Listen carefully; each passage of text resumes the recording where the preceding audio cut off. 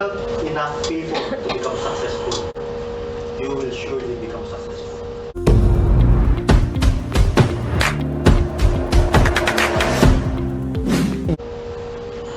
Not only in the sense of finances or monetary, but the sense of fulfillment.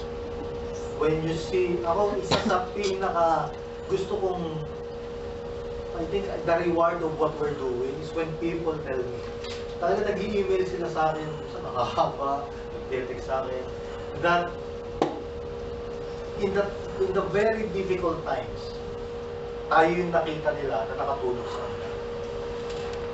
Hindi lang isa, dalawa, napakarami na nag-message sa akin nila na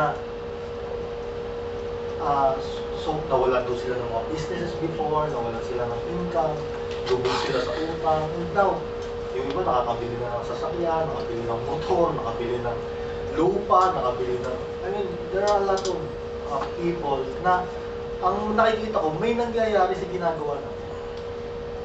May nangyayari.